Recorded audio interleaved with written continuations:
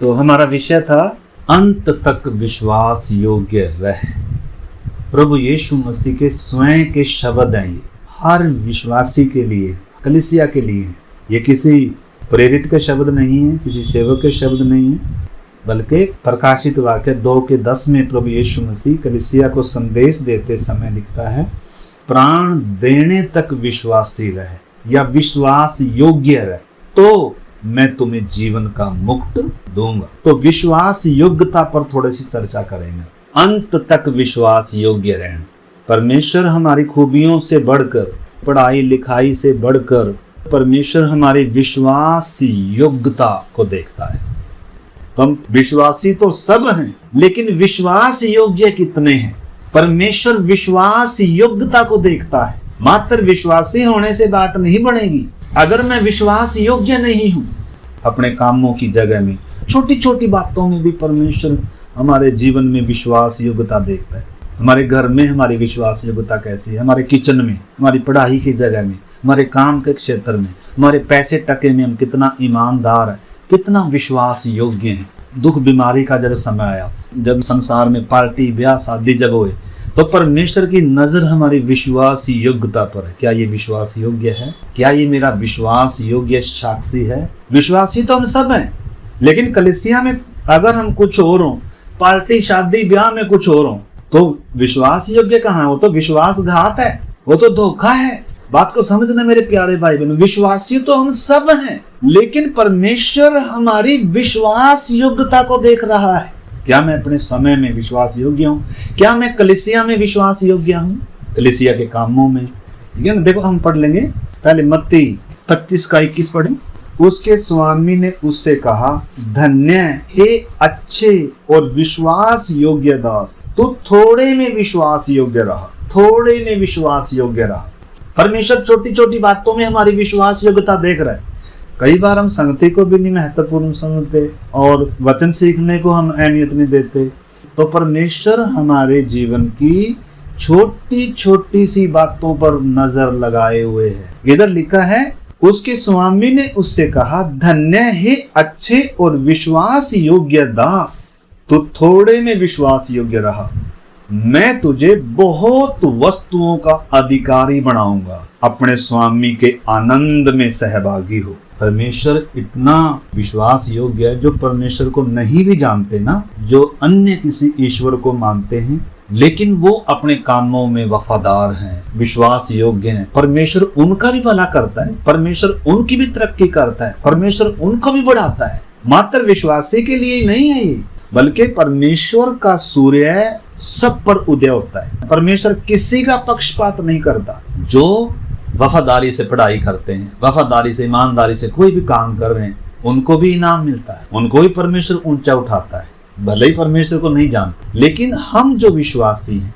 परमेश्वर ने जहां हमें रखा है, परमेश्वर ने जो हमें दिया है, क्या मैं उन सब बातों में विश्वास योग्य हूँ?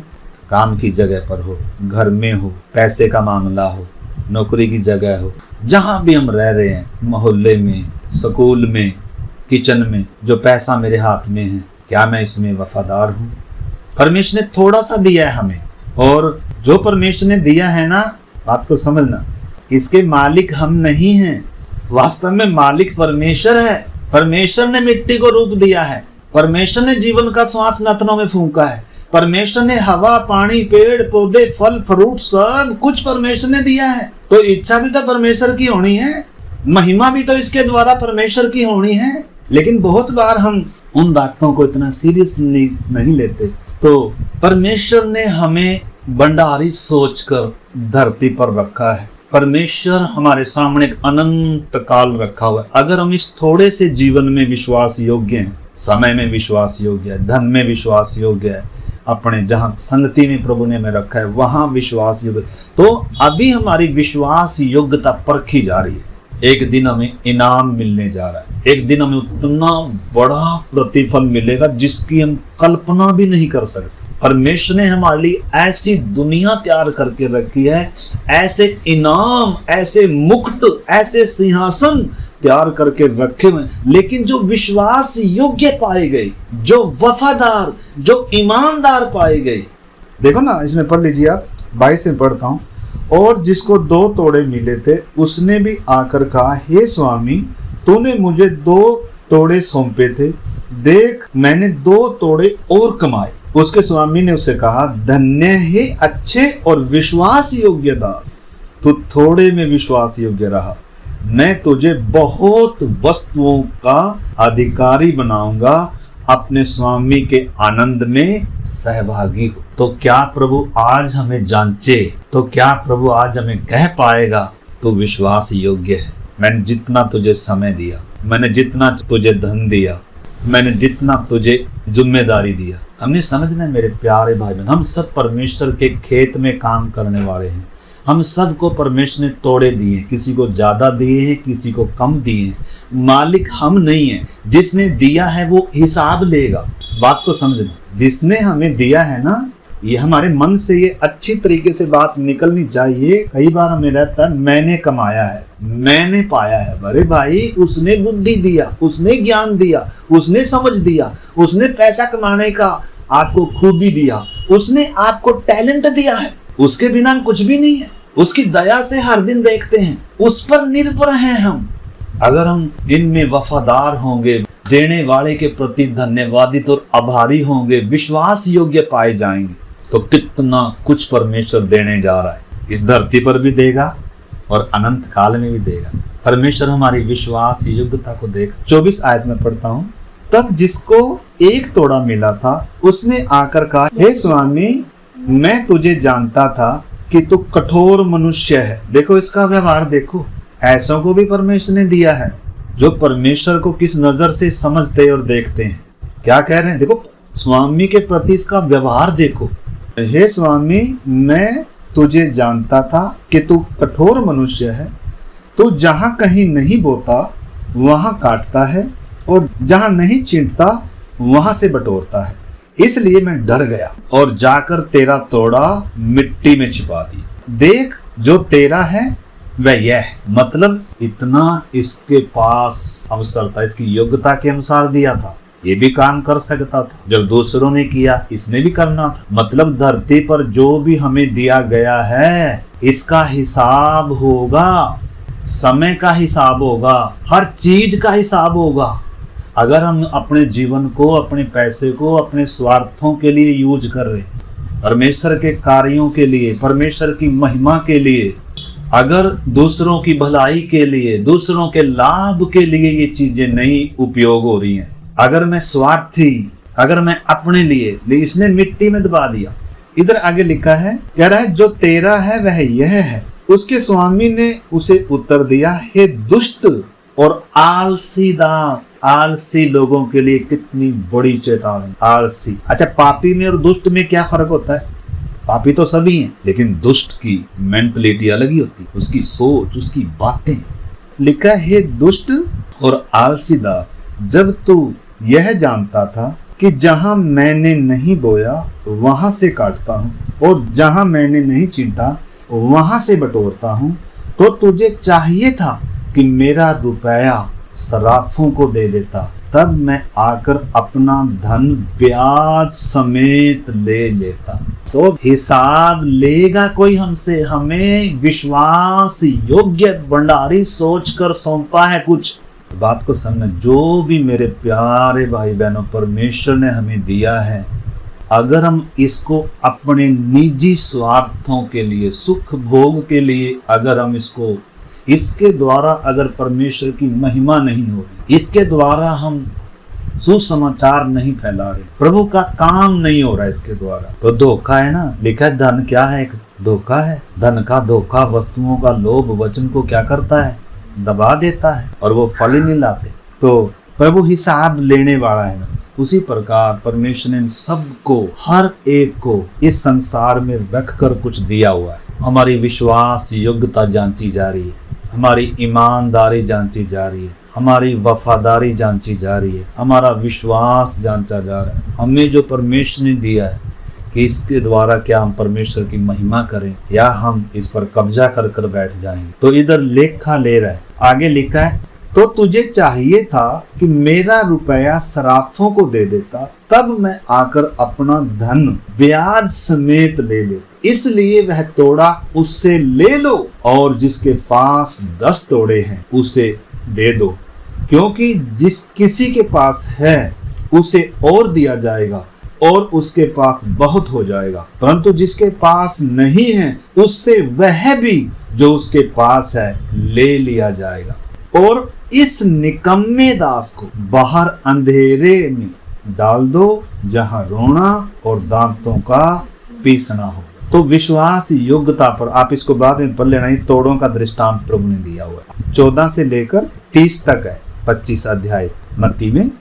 आज का हमारा विषय है अंत तक विश्वास योग्य रहे। उसका जो प्रतिफल होगा कितना बड़ा हो, तो विश्वासी नहीं बल्कि हमें विश्वास योग्य बनना है। और छोटी छोटी बातों में हमारी विश्वास योग्यता परमेश्वर देख रहे हैं। 16 अध्याय जब हम देखते हैं लूका में, एक चतुर भंडारी का उदाहरण। चतुर भंडारी है, इसके पास जो कुछ चाहिए उसका मालिक नहीं था, किसी और ने इसको भंडारीपन पर रखा था। आपको मालूम है, बेईमान से बेईमान कोई बढ़िया भी होगा ना, लेकिन जो मुनीम को रखता है ना, कैशियर को रखता है ना, वो ईमानदार कैशियर को ढूंढता है। बेईमान से बेईमान व्यक्ति भी ईमानदार मुनीम को ढूंढता है। कोई ऐसे को रखेगा जो उसकी संपत्ति को उड़ाए देता है। कोई भी बैंक हो या कोई भी बढ़िया हो, सेठ हो, साहूकार हो, कोई भी अपने घर में मुनीम को, कैशियर को, भंडारी को, ऐसे को रखेगा जो बेईमान हो, जो अपने लिए रख ले, ऐसे को रखेगा।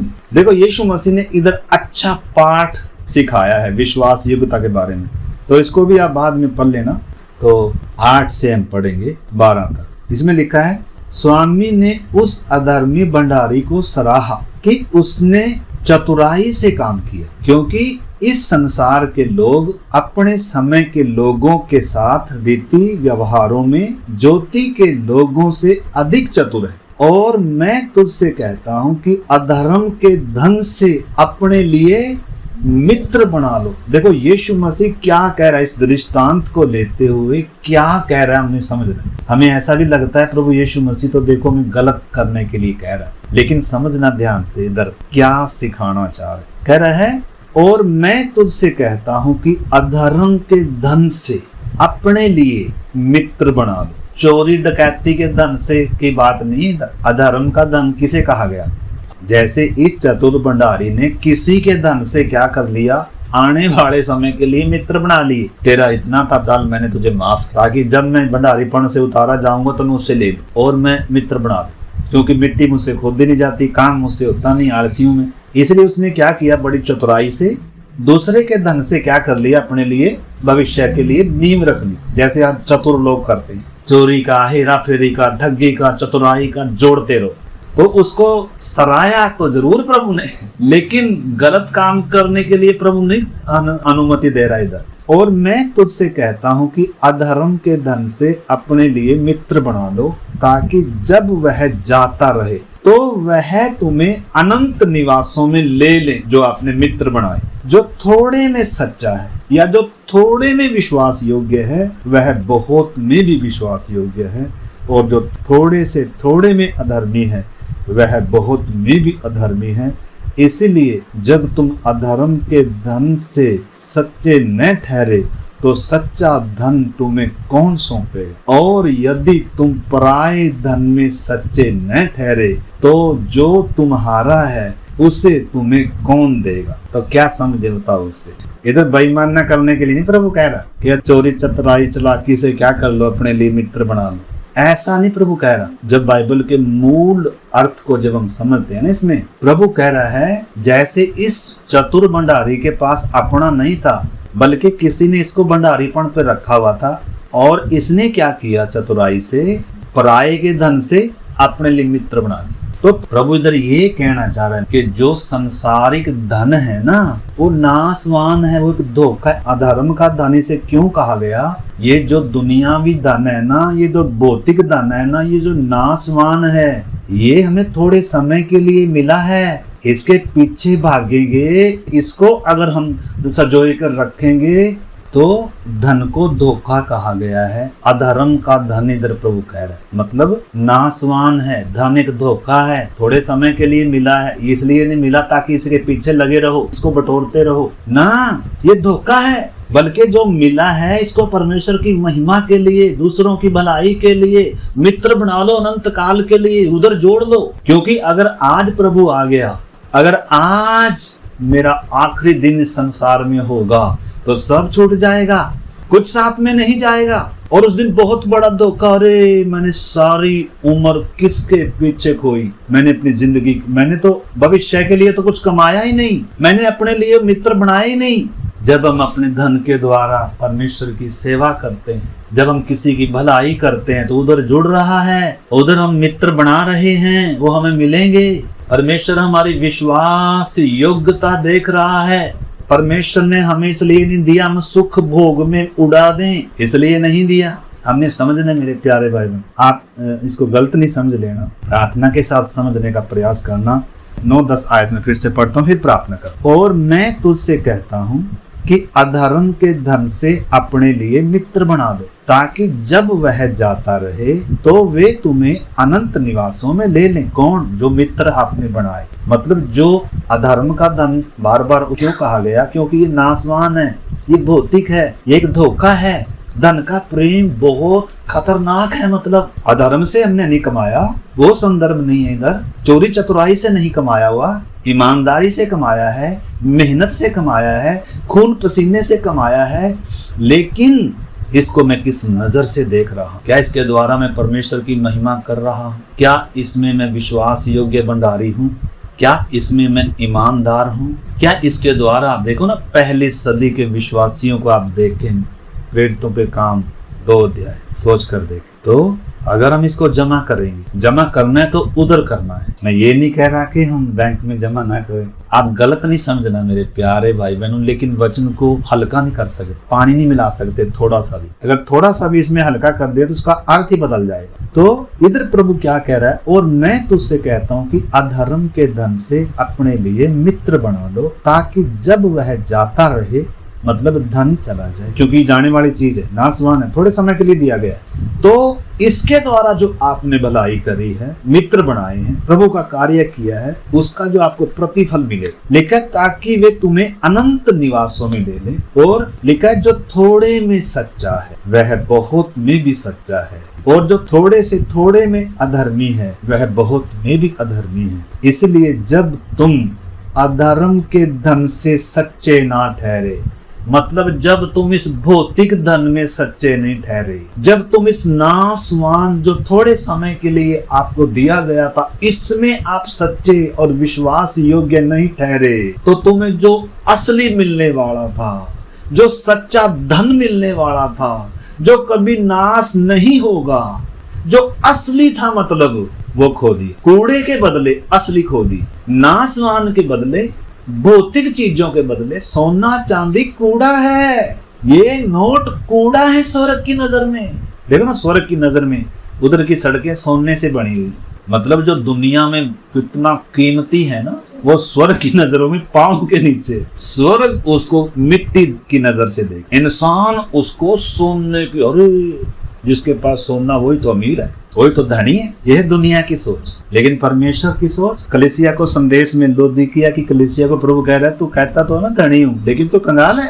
लेकिन स्मुरना की कलीसिया, उसको प्रभु कह रहा है, तू गरीब तो है लेकिन तू धनी है। ये कौन सा धन है भाई? गरीब है, तू धनी है। एक के पास धनी धन है, उसको कह रहा है तू अंधा है, कंगाल है, नंगा है। देखो परमेश्वर की नजर में धन क्या चीज है और मनुष्य की नजर में धन क्या चीज है। तो इधर प्रभु क्या कह रहा है? अधर्म के धन से अपने लिए मित्र बना लो, ताकि जब वह जाता रहे तो वे तुम्हें अनंत निवासों में ले ले। जो थोड़े में विश्वास योग्य है वह बहुत में भी विश्वास योग्य है, और जो थोड़े से थोड़े में अधर्मी है वह बहुत में भी अधर्मी। इसलिए जब तुम अधर्म के धन में सच्चे ना ठहरे, नाशवान जो थोड़े समय के लिए दिया गया, इसमें अगर आप सच्चे नहीं हैं, इसको परमेश्वर की महिमा के लिए, इसको दूसरों की भलाई के लिए अगर आप यूज नहीं कर रहे, इसके द्वारा अगर आप अनंत वो नहीं कमा रहे, तो जो सच्चा धन तुम्हें कौन सौंपेगा फिर?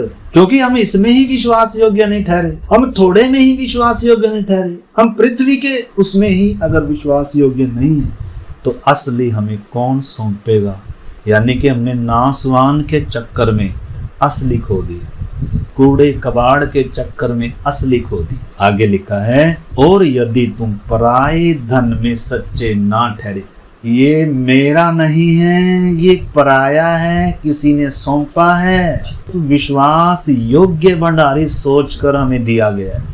परमेश्वर ने इसलिए दिया कि हम विश्वास योग्य बनेंगे, हम इसके द्वारा परमेश्वर की महिमा करें, हम इसके द्वारा प्रभु के कार्यों में, इसके भलाइयों में। आपने बात को समझने मेरे प्यारे भाई, लिखा है, और यदि तुम पराये धन में सच्चे ना ठहरे तो जो तुम्हारा है उसे तुम्हें कौन देगा? पराया है मेरे प्यारे भाई बहनों, ये अपना नहीं, साथ नहीं जाएगा, इधर छूट जाएगा। आज मौत की घंटी बजेगी, सब बैंक बैलेंस दुनिया के इधर ही रह जाते हैं।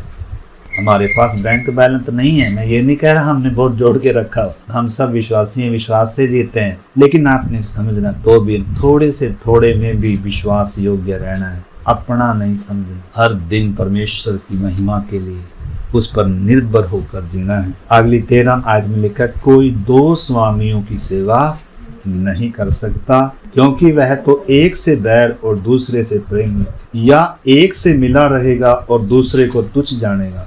तुम परमेश्वर और धन दोनों की सेवा नहीं कर सकते। तो इसलिए जो भी कुछ हमें मिला है, हम भंडारी हैं, मालिक नहीं, किसी ने सौंपा है। आइए आज से प्रार्थना करें, प्रभु जो तूने मुझे दिया है ये मेरा नहीं है, मुझे इसमें विश्वास योग्य भंडारी बनना है।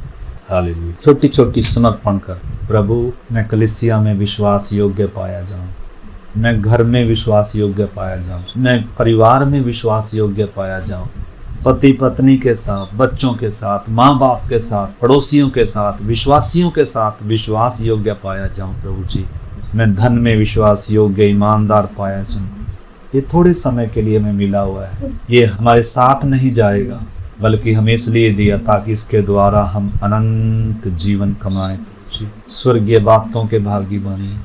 प्रभु हमें सचमुच में हमारी सोच बदल जाए, आज से विश्वास योग्य बने। मैं भी कितनी बातों में विश्वास योग्य नहीं हूँ प्रभु जी, हम सब पर दया कर, हम सब विश्वास योग्य बने, हम सब विश्वास योग्य पाए जाएं। आपने जो हमें सच्चा धन दिया, सुसमाचार दिया, प्रभु अपना स्वर्गीय वचन दिया, सत्य दिया, हम इसमें भी विश्वास योग्य पाए जाएं। और जो आपने भी भौतिक दिया है प्रभु जी, संसारिक तौर पर दिया है, या जहाँ भी आपने में रखा है, कलीसिया में हो, परिवार में हो, या मोहल्ले में हो, या स्कूल, फैक्ट्री, कंपनी में, जहाँ भी प्रभु हमें रखा है, हम उसमें विश्वास योग्य पाए जाएं, ईमानदार, वफादार पाए जाएं, और हम अपने जीवनों के द्वारा, अपनी सब चीज़ों के द्वारा आपकी महिमा करें, दूसरों के साथ भलाई कर। हम सब पर आप ऐसा अनुग्रह कर आपके हाथ में सौंपते हैं। धन्यवाद, आपने हमारी प्रार्थना को सुना, अच्छे वचनों को दिया, सारा आदर महिमा आपको देते हैं।